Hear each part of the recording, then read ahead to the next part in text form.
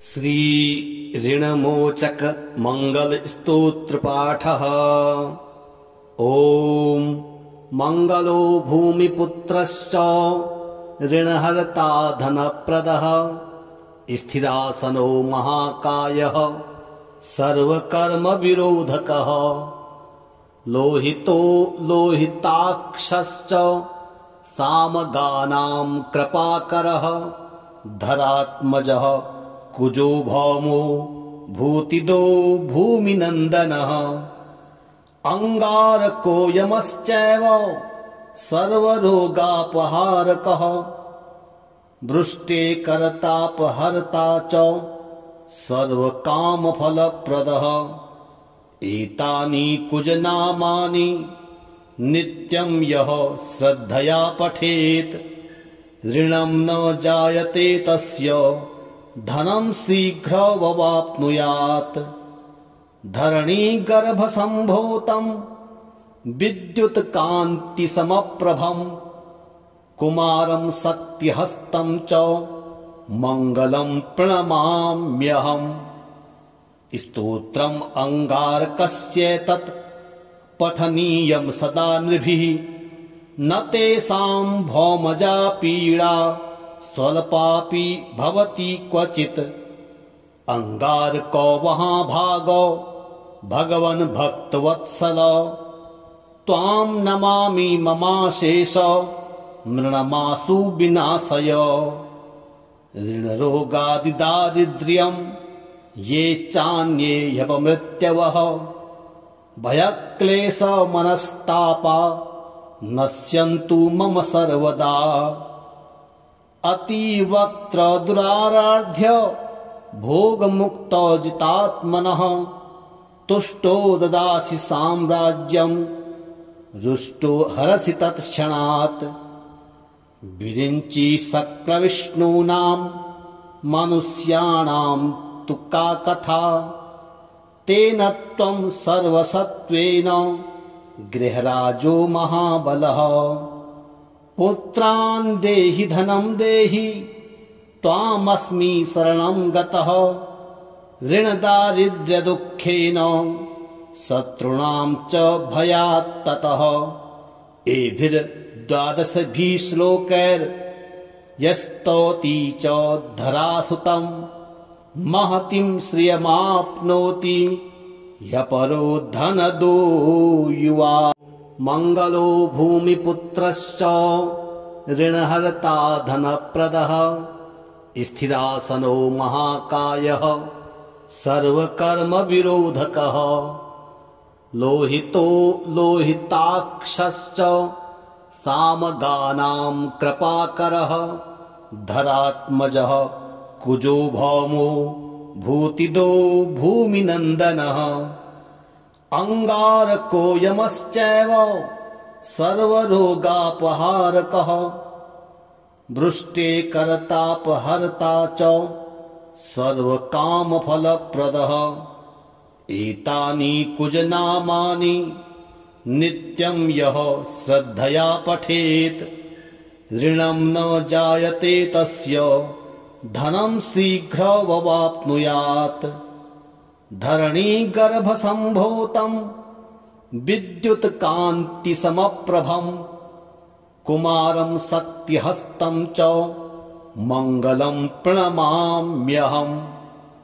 स्तोत्रम् अङ्गारकस्येतत् पठनीयं सदा नृभिः न तेषां भौमजा पीडा स्वल्पापि भवति क्वचित्।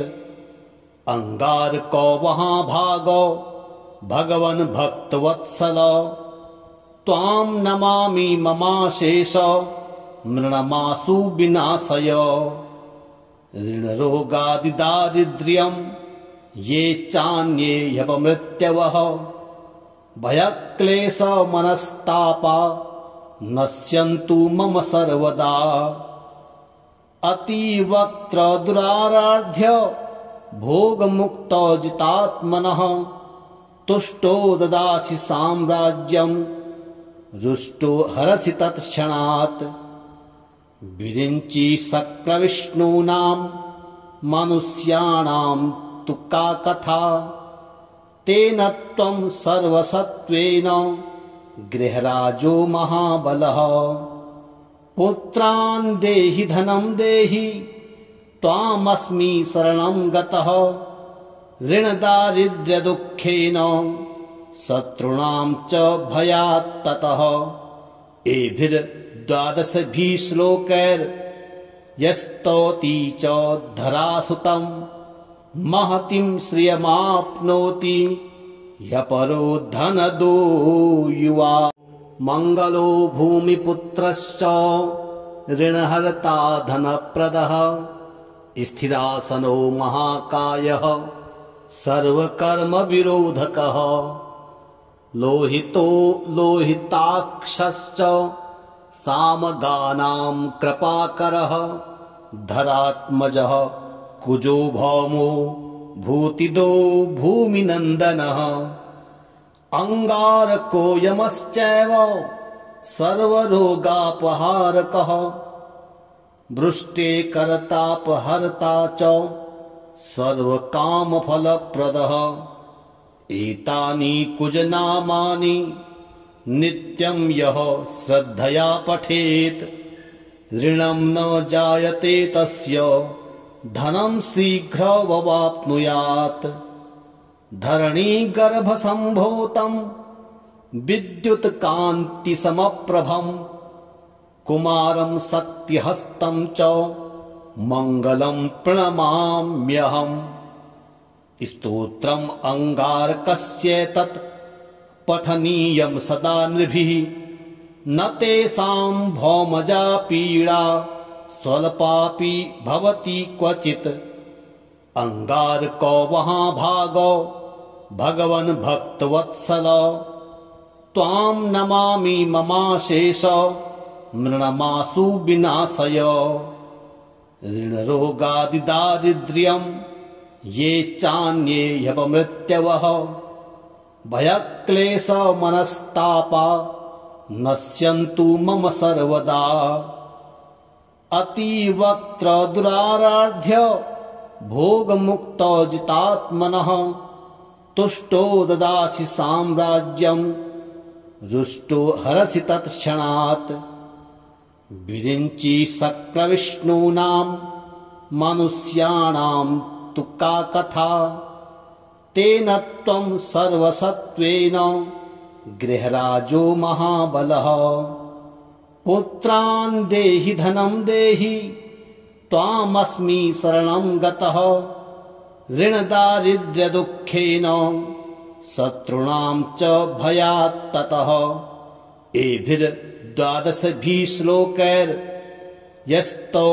च धरासुतं महतीं श्रियमाप्नोति यपरो धनदो युवा मंगलो भूमिपुत्रश्च ऋणहर्ता धनप्रदः स्थिरासनो महाकायः सर्वकर्मविरोधकः लोहितो लोहिताक्षश्च सामगानां कृपाकरः धरात्मजः कुजो भौमो भूतिदो भूमिनन्दनः अंगारको यमश्चैव सर्वरोगापहारकः वृष्टे करतापहर्ता च सर्वकामफलप्रदः एतानि कुजनामानि नित्यं यः श्रद्धया पठेत् ऋणं न जायते तस्य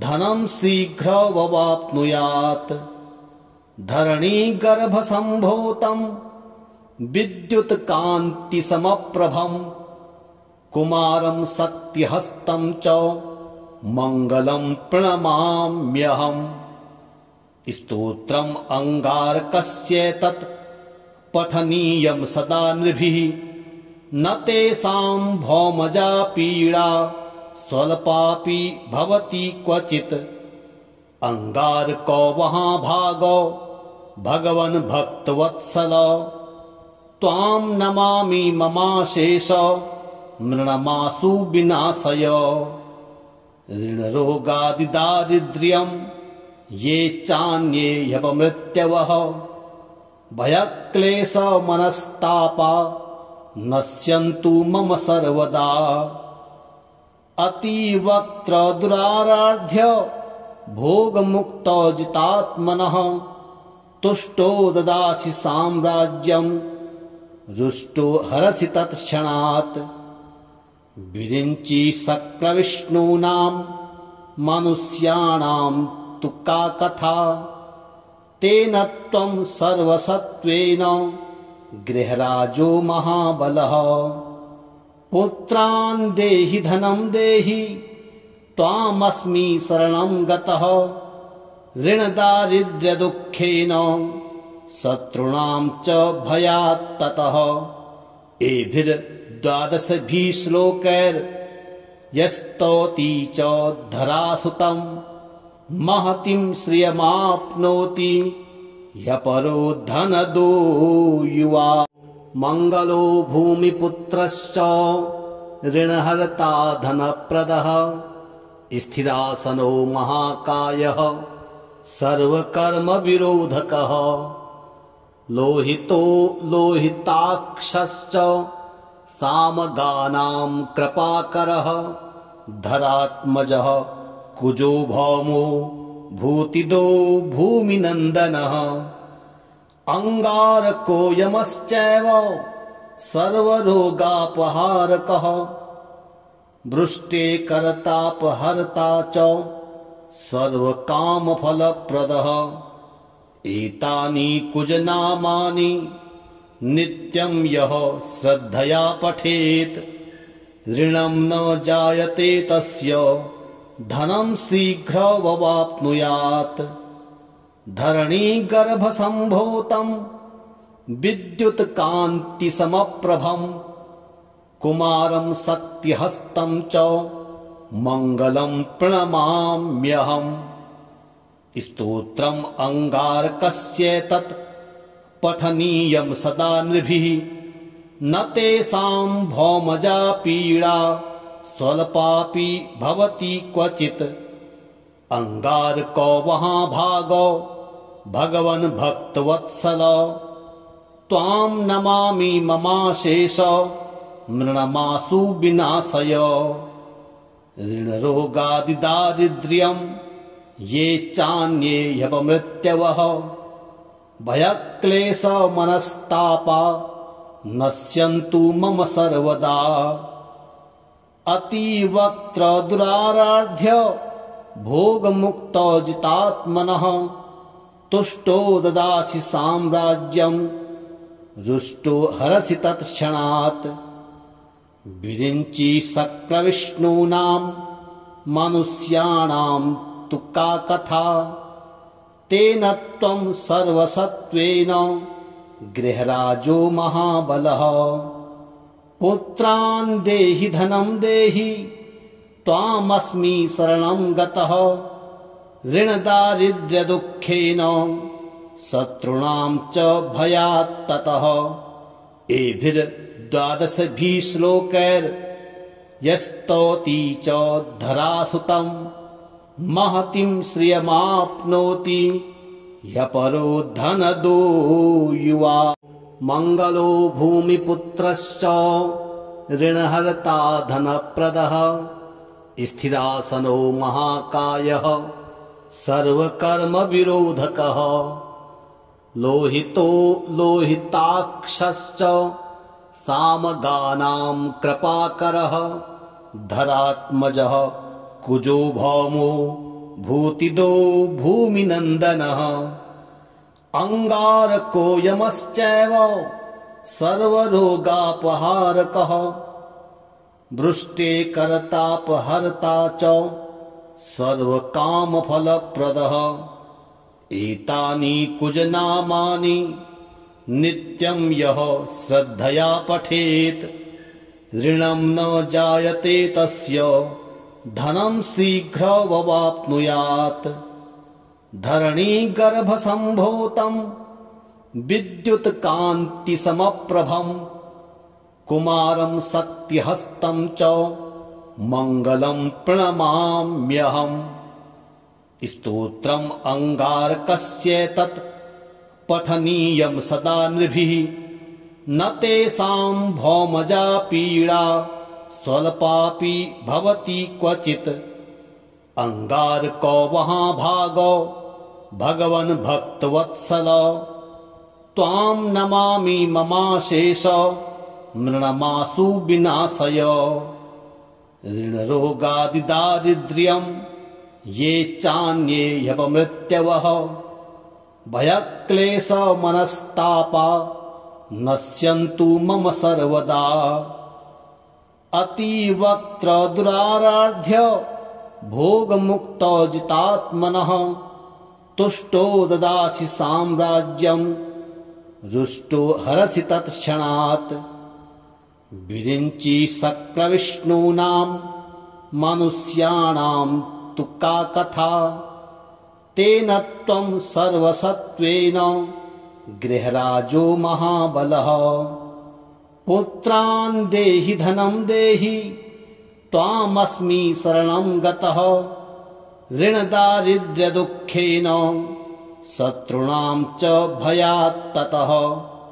एभिर्द्वादशभिः श्लोकैर्यस्तौति च धरासुतं महतीं श्रियमाप्नोति ह्यपरो धनदो युवा। मङ्गलो भूमिपुत्रश्च ऋणहर्ता धनप्रदः स्थिरासनो महाकायः सर्वकर्मविरोधकः। लोहितो लोहिताक्षश्च सामगानां कृपाकरः धरात्मजः कुजो भौमो भूतिदो भूमिनन्दनः। अंगारको यमश्चैव सर्वरोगापहारकः वृष्टे करतापहर्ता च सर्वकामफलप्रदः। एतानि कुजनामानि नित्यं यः श्रद्धया पठेत् ऋणं न जायते तस्य धनं शीघ्रमवाप्नुयात्। धरणीगर्भसम्भूतं विद्युत्कान्तिसमप्रभं कुमारं शक्तिहस्तं च मङ्गलं प्रणमाम्यहम्। स्तोत्रम् अङ्गारकस्येतत् पठनीयं सदा नृभिः न तेषां भौमजा पीडा स्वल्पापि भवति क्वचित्। अंगारको महाभागो भगवन् भक्तवत्सल त्वां नमामि ममाशेष मृणमासु विनाशय। ऋणरोगादिदारिद्र्यं ये चान्ये ह्यपमृत्यवः भयक्लेशमनस्तापा नश्यन्तु मम सर्वदा। अतीवत्र दुराराध्य भोगमुक्तो जितात्मनः तुष्टो ददासि साम्राज्यं रुष्टो हरसि तत्क्षणात्। विरिञ्चि शक्रविष्णूनां मनुष्याणां तु का कथा तेन त्वं सर्वसत्त्वेन गृहराजो महाबलः। पुत्रान् देहि धनं देहि त्वामस्मि शरणं गतः ऋणदारिद्र्यदुःखेन शत्रूणां च भयात् ततः। एभिर्द्वादशभिः श्लोकैर्यस्तौति च धरासुतं महतीं श्रियमाप्नोति ह्यपरो धनदो युवा। मङ्गलो भूमिपुत्रश्च ऋणहर्ता धनप्रदः स्थिरासनो महाकायः सर्वकर्मविरोधकः। लोहितो लोहिताक्षश्च सामगानां कृपाकरः धरात्मजः कुजो भौमो भूतिदो भूमिनन्दनः। अंगारको यमश्चैव सर्वरोगापहारकः वृष्टे करतापहर्ता च सर्वकामफलप्रदः।